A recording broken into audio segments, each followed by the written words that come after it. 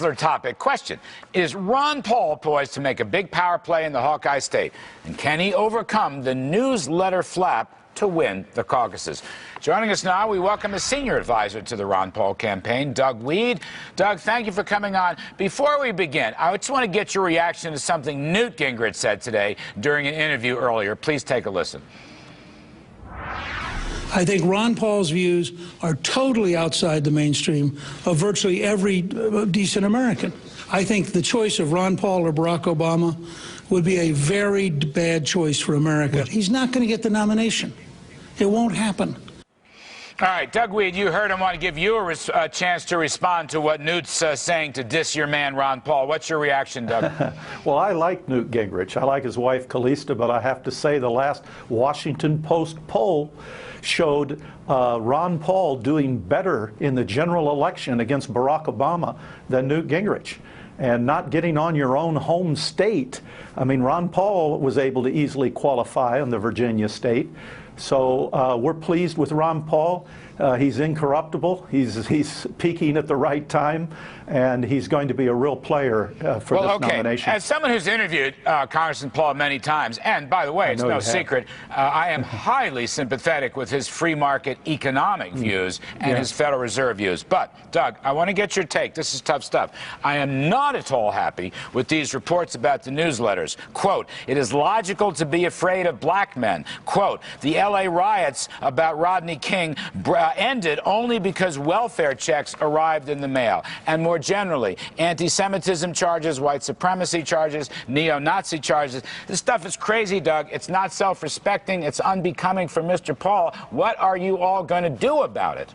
Well, it sure isn't, and Ron Paul has disavowed it. He didn't write it. It was 20 years ago, and we are right now seeing our polling begin to climb again. So we think that flap would have stuck. Did he not read it? In other words, putting your name to something you haven't read is nearly as bad as putting your name to something you have read. In other words, you got to disconnect here, Doug, and I'm being honest with you. That's true, and that was 20 years ago, and not getting on the Virginia ballot shows poor judgment too, which is current.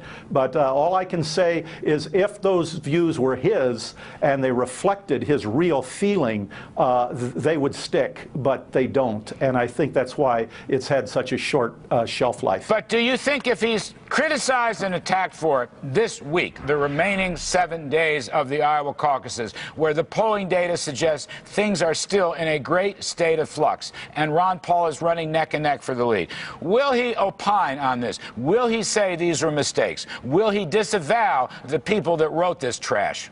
Yes, he's already disavowed the statements, and he's said it was a mistake in judgment. But the people who support us right now in Iowa are students who are paying 8% on their student loans, while big bankers are getting 0% interest, billions of dollars. They're people who've lost the value of their homes. And when only Ron Paul spoke up about the immorality of what was coming with the collapse of the housing market. And they're people who've lost the value of their IRAs. They're tired of insiders gaming the system. I appreciate and Ron Paul is their only. I appreciate the economic analysis. As I said, I tend to be quite sympathetic to it. I'm horrified at these newsletters, and I think you all got to do something to get out from under it. Well, frankly, you're right. I'd like to see Dr. Paul just make more statements disavowing them, but we're flat out of time. Doug Wead, you're very nice to come on and give us your insights into this. We appreciate it. Let's come back to our distinguished panel. Ari Melber of The Nation, James Pethokoukis, the American Enterprise Institute and CNBC,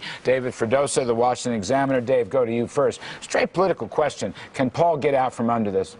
He can. He can get out of it by explaining when he became aware of what was in those newsletters and what he did to correct it, if anything. And if he didn't do anything to correct it, then no, he can't get out from under it. But if he did something, he can identify the people who wrote them. The answer he has given so far, as someone who also he hadn't done that yet. He hadn't done that yet. He's basically saying he tried to convert them. Exactly. They can endorse him, but he won't endorse them. He's playing games, Jimmy, on this, which I don't like at all. At any point did he make a phone call to anybody and say, I just found out what you guys were writing. Are you crazy? crazy? Right. I haven't heard anything about that. And listen, the longer he's in the race, the more you're going to hear about the libertarian movement's flirtation with these neo-Nazi, trying to bring them into the movement. You hear more about what that. What the hell, by the way? Can I just ask a dumb question? As a free market guy, I'm not a Libertarian Party guy.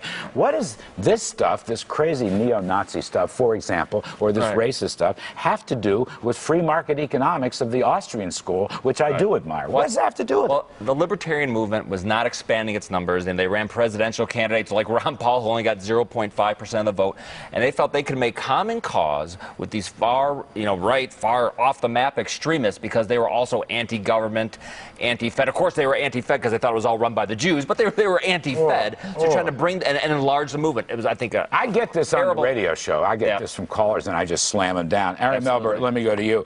With a week to go, does this stuff impact the Iowa race? Now, we've circled the wagons on this, but you were telling me off the air that when you worked for John Kerry, the last week doesn't count. Is that going to be true this year? Are you sure? I'm not sure, and I'm here talking to you in New Jersey. I'm not in Iowa this year, but when I was in Iowa and I had 19 precincts, after Christmas, you knock on the doors, and people are generally pretty nice, but they say no thanks. You see the direct mail, piles of it, because that's what really moves people when they won't pick up the phone, the big pictures of the candidates and the criticisms, and they move it directly into the trash or recycling. So yes, there's a declining marginal return on communications in this final week.